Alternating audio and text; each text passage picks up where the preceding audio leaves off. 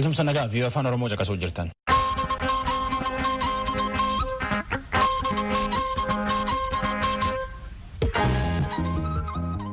Vii'oo afaan Oromoo wixataa jimaataatti galgal sa'aatii 2 akka sa'aatii 3tti meetirabaandii 22,25,31 fi vii'oo 24 naayil sa'aatirraa caqasuu jirtan yaayyuu jalqabne.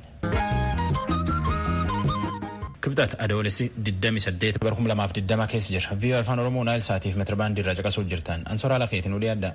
Akka dhaabbileen siyaasa Oromoo sadii jedhanitti eegee Hacaaluu Hundeessaa ajjeesanitti itti gaafatamtootaa fi deeggartoota paartii isaanii hedduu hidhanii akka tokko fulatti hidhanii fi gara isaan jiranillee qubiin qaban. Akka tokko manidhaa keessa guddoo rakkachuu jira. Nama hedduutti miidhamellee.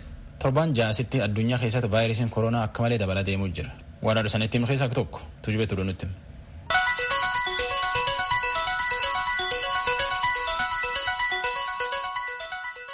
Attamoltan dhaggeeffatoota keenyaa oduun har'aaf qabnu kunoo. Kaleessa waaree booda manni murtii sadarkaa duraa lidataatti poolisiin ittaanaa durataa koongiresii federaalawaa Oromoo obbo Baqqalaa Garbaa irratti ragaan walitti qabadhe jedheef hojii na hafe jedhe dhaddachichatti dhiyeessee jira. Akkuma kanaan poolisiin guyyoota 10 darban hojiin hojjedhe jedhe innaa tarreessu shakkamaa kana biraa walitti bu'iinsa uumuuf kan fayyadu shugguxii 7 argachuusaaf ragaa galmee fuula 21 hiikee kan dhiyeesse ta'uu meeshaalee elektirooniksii qoratee fudhachuusaa jecha shakkamtoota 10 fi kan ragaalee 22 irraa walitti qabuusaa ibsee jira. Gama biraan waajjira galii Finfinnee kutaa magaalaa Boolee geejjiba magaalaa Finfinnee irraa waxabajjii 23 jeeqama uumameen qabeenyaan miliyoona 100 miliyoona 66tti tilmaamamu manca'e jechuun poolisiin ibseera. Magaalaa Buraayyuu keessaa namoonni 4 du'uu 4 immoo akka hamaatti madaa'u qabeenyaan miliyoona 7tti hedamu barbadaa'uusaaf galmee walitti qabuusaa ibsee jira.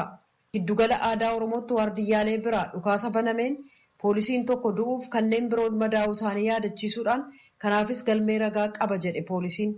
Magaalaa Finfinnee kutaalee magaalaalee 5 fi waaltaalee 2 irraa ragaa argameen qabeenyaan qarshii miliyoona 200tti hedamu barbadaa'uusaa dubbate. Shakkamaan kun jedhe poolisiin sabaaf sablammoota Oromiyaa keessa jiraatan gidduutti hokkara kakaasuuf yaaduu isaanii ragaan qaba jedhe kabiroo naa hafe jedhe qorachuuf yeroo guyyoota 14 gaafatee jira. Obbo Baqqalaanis gama isaaniin iyyata isaanii mana murtiitti dhiyeeffataniiru. Poolisiin ennaa dubbatu shakkamtoota jedha. Isaan garuu qofaa kan dhiyaatan ta'uu mana murtiin naafa hubatuu jedhan. Meeshaan waraanaa 7 jedhamus isaan garuu meeshaa waraanaas ta'e waardiyyaa ofii kan hin qabaanne ta'uu dubbataniiru. Dhumarrattis poolisiin qorannaalee geggeessu kan isaan hin ilaallanneef mootummaan kan isaan hidheef filannootti akka hin hirmaanne gochuufii jedhan. Poolisiin kan gaafate guyyoota qorannaa mormuudhaan manni murtii dhimma kana loogii malee ilaaluudhaan murtii akka kennu gaafataniiru. Abukaatooleen isaaniis simannaan kun kan isaan hin ilaallanneef dimshaashaan waan dhiyaateef yeroon qorannaatti dabalaa gaafatamuun qabuu jedhan. Itti dabaluudhaanis maamila isaanii arguu kan hin dandeenye ta'uu tuqanii kun akka sirraa'u mana murtichaa gaafataniiru.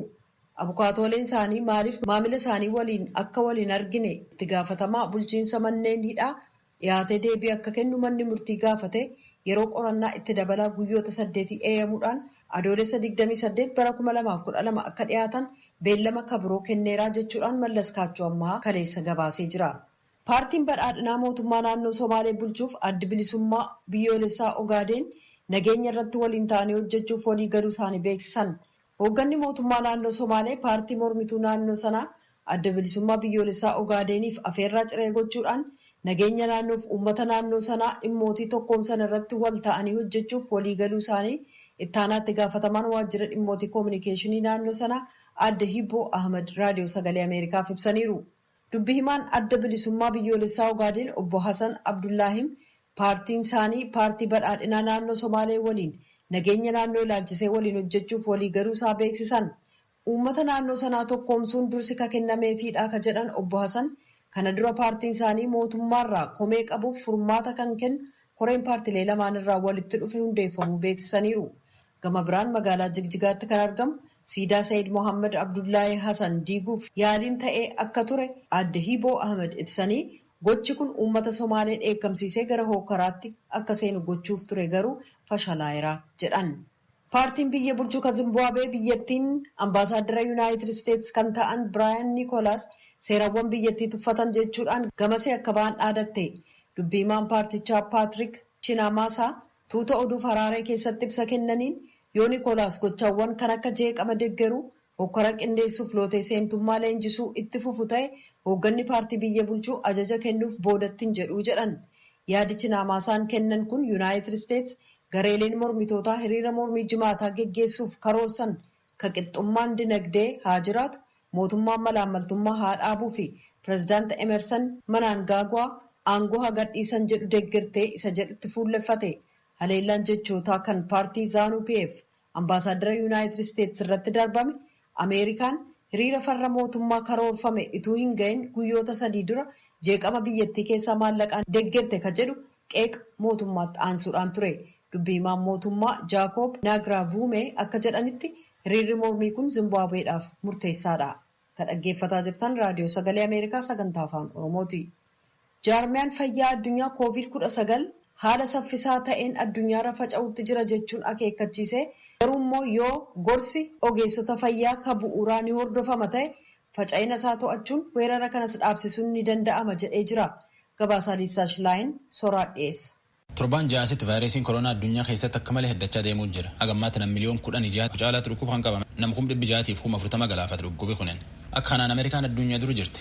Nam miliyoon 4 caalaatti dhukkuba kan qabu Ameerikaa keessa. Nam 143 caala galaafate dhukkubi kunin Ameerikaa keessa. Ammajii 30 gaaf vaayirasiin koronaa kunin addunyaafuu balaa jedhaniitiin labsanii asitti akka daayirektarii WHO dhaaba fayyaa addunyaa Tedros Adhanom jedhetti addunyaan waan dhiba kana gudduun barattellee. Biyyooti duratti falataniitiin malatanii dhiba kana akkuma aduu ofirra dhowwani akka jecha Tedrositti. Malaaffalii inni jedhu kunin milikeetii dhiba kana namirra barbaadu abbaa irratti argan ammoo kophaa baasu afaanii funnaan gonofachuu fi namaan walanqachuu fa'a. Where these measures are followed, cases go down. Where they are not, cases go up. Wartan tolfatee dhibi kun gadum deema. Wartan hin tolfatin ammoo dhibi kun ittum ol deema. Biyya ummati tan tolfateetiin dhibu kan ofirra dhowweetiin ofirra xiqqeesse waan dansaa hojjetee jedha. Akka jecha daayirektar fayyaa addunyaatti Kamboodiyaa, Niwuziilaand, Ruwaandaa fi Taayilaand fa'aatii biyya akka kanaan dhibu kan akkuma adoyyee ofirra dhowwan. Kaanadaa, Chaayinaa fi Jarmaniin fa'aatilleen maluma akkana kanaan koronaa biyyi isaaniitti baafateetiin lafa cubuusse ofirra xiqqeessan. Akka bulchooti WHO jedhanitti biyyooti qaraa dhibu kan ofirratti arganiitiin ofirra xiqqeessan kaanii vaayirasiin kun ammallee itti dabalaa deemuu jira, itti dachaa deemuu jira. Tun ammoo waan guddoo nama yaaddeessaati. Taatullee maluma durii ofirra dhowwan kaanii yoo iyyuu falatanii dhibu kana inuu dandamatanii jedhu. Yaaliin talaallii COVID-19 lama amansiisaaf milkaa'aa ta'uu adda baafachuuf jecha kaleessa Yuunaayitid Isteets keessatti yaaliin isaa bal'inaan jalqabamee jira. Namni fedha ofiin talaallii kana fudhate kan Savaanaa Joorjiyaa keessaa kaleessa ganama talaallii yaaliif dhiyaate kan kaampaniin Yuunaayitid Isteets keessa maadheffate Moodernaaf qorattoota waaltaa biyyoolessaa kan dhukkuboota daariqaaf alerjiin qophaa'e fudhatee jira.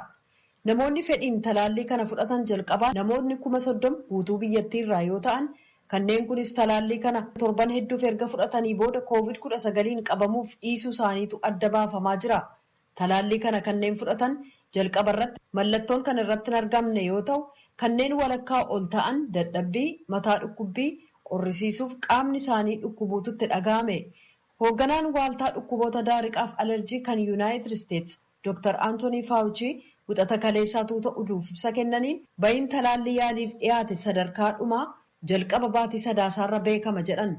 Yoo yaaliin kun milkaa'e kaampaniin Moodernaa talaalliiwwan doozii miliyoona 500 waggaatti kan oomishu yoo ta'u bara 2021tti immoo waggaatti doozii biliyoona 1 oomisha jedhanii kan abdatan ta'uu beeksisan oduun galgala kanaaf qabnu kanuma.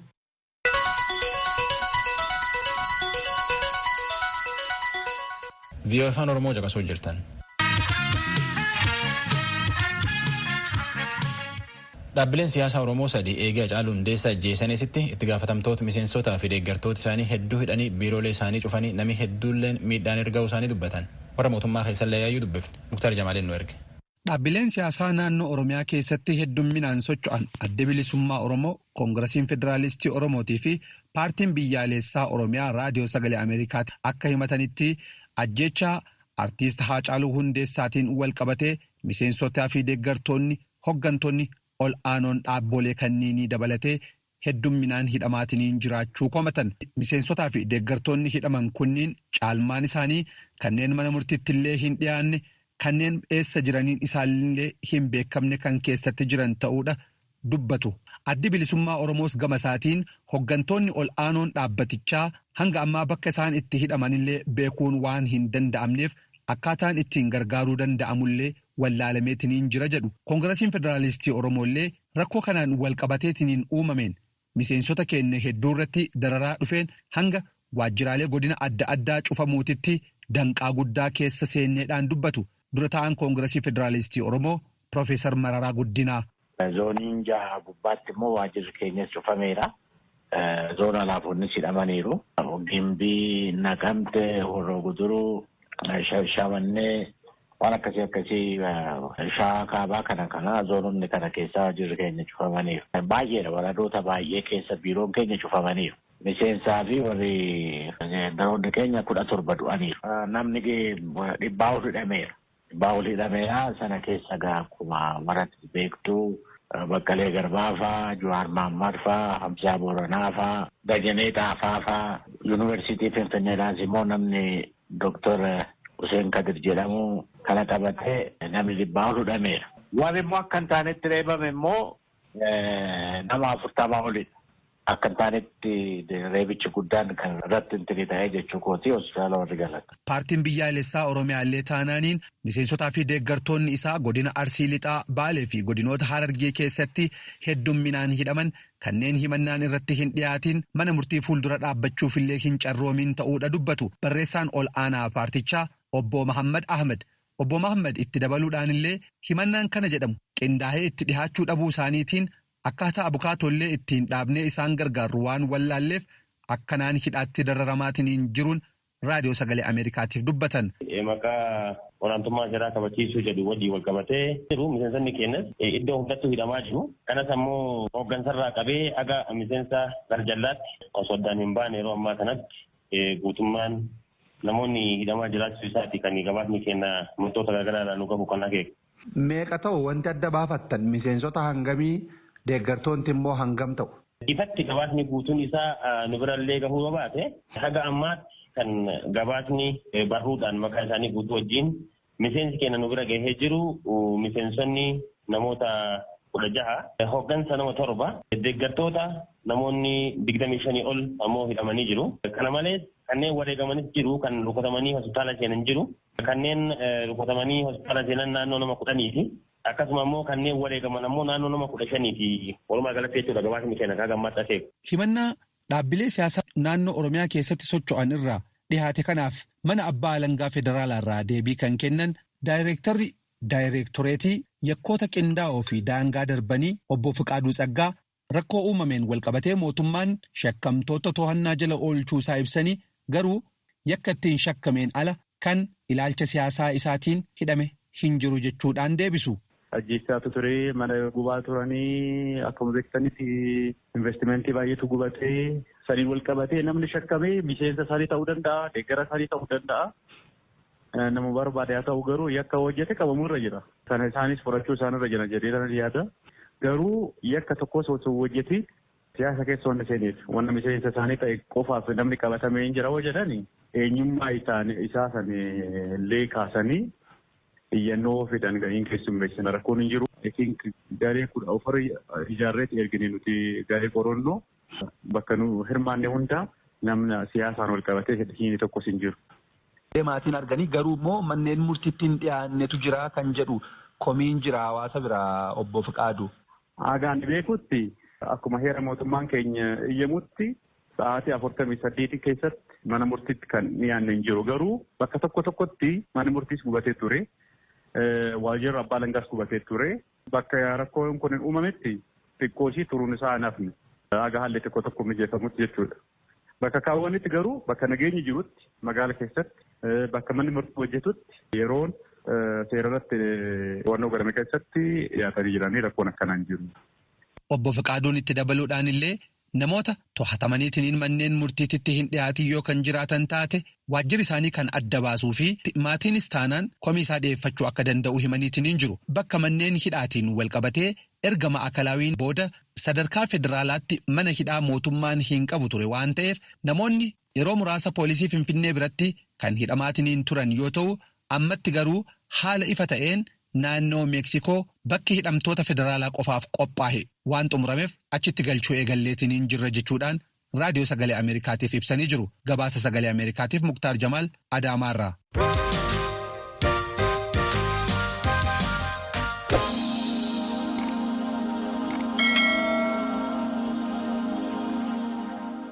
VOA afaan Oromoo caqasuu jirtan. Akka koomishineerii baqataa addunyaa jedhetti warra baqa yookaan ammoo godaanniyaa seera malee walitti guuranii hidhuun balaaf vaayirasii koronaa guddaa irraan buusuu danda'a. Dhaabbileen kunin akka warri akka kanaan hidhama ariitiin gad lakkifamullee gaafachuu jira jette. Liisa Shilaayin oduu Jineevaan ergite namoonni nutti. Biyyoonni baay'een weerara vaayirasii koronaa sababaa godhachuudhaan baqattootaaf namoota dahata siyaasaa gaafatan yeroo dheeraadhaaf hidhanii kaa'u. Jaarmiyaan dhimma baqattootaa akka tokkummaa mootummootaa akka jedhutti baqattoonni waraansaaf iraarsa dheessaniiti kan isaan baqatan yakkamtoota miti.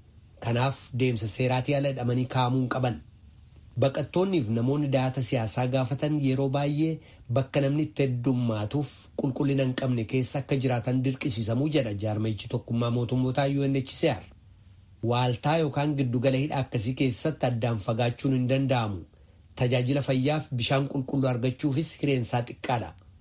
Dubbii himaa UNHCR Chaarlii Yaaksli ibsa raadiyoo sagalee Ameerikaaf kennaniin dhukkubichi hamaan COVID-19 waaltaalee akkasii keessaa tokko keessatti yoo ka'e balaansaa hamaa ta'uu fi fayyaa uummatachi keessa jiraatu mancaasuu kan danda'u ta'uu dubbatu. Somebody become infected with the virus, it could potentially spread quickly amongst the other detainees. Namni tokko yoo vaayirasichaan qabame hidhamtoota ka biroo achi jiraatanitti dabarsuu mala. Kanneen waaltaa sana keessaa hojjetaniif waaltaa sana eeganittis dabarsuu danda'a. Kanaaf mooraa sana keessaaf mooraa sana alatti illee vaayirasicha facaasuu danda'a jedhu Yaaksiliin. UNHCR akka jedhutti seera ala baqattoota hidhuun biyyoota walitti bu'iinsi keessa jiru kanneen akka Liibiyaa keessatti qofa kan murtaa'e miti. Biyyoota ardiilee Awurooppaa, Afrikaa, Eejiyaa fi Ameerikaa keessatti illee akka sirna hojii mootummaatti itti fayyadaman. Baqattoota hidhuun yoo falli biraan hin danda'amne tarkaanfii fudhatamu isa dhumaa ta'uu qabaa jedhu Yaaksiliin. Ijoollee baqattootaa mana hidhaa immigireeshinii yookaan waajjira dhimma godaansaa kaa'uunis sirra akka hin ta'in dubbatu. Kun akka fedha ijoollee ta'etti illee ilaalamuu hin qabuu jedhu.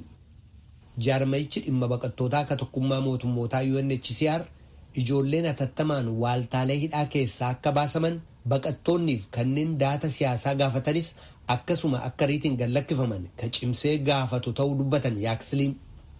You know, we believe that releasing asylum seekers from detention is in the public health interest, not only of the United States. Namoota dahata siyaasaa gaafatan waaltaalee hidhaa keessaa baasuun dhimma fayyaa uummataa akka ta'etti amanna. United States qofaaf otoo hin taane biyyoota kamiifiyyuu. Namoota ga'eessota hidhuun dhimma adda ta'eef qofa ta'uu qaba. Ijoollee hidhuun immoo dhimma eeyyama immigireeshinii isaanii waan fedhe ta'eyyuu waan gonkumaa ta'uu qabu miti jedhan Mr. Yaaksiliin.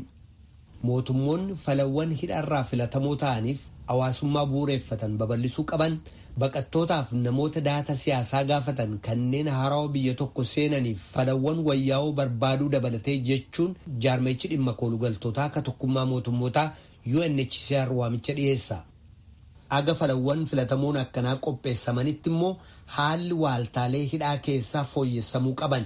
Jaarmayichi dhimma koolugaltootaa UNHCR baqattootaaf namoota dahata siyaasaa gaafatan kanneen waaltaalee hidhaa keessa jiran arguuf mirgi qabu itti fufuu qaba jechuunis hubachiisee jira jaarmayichi.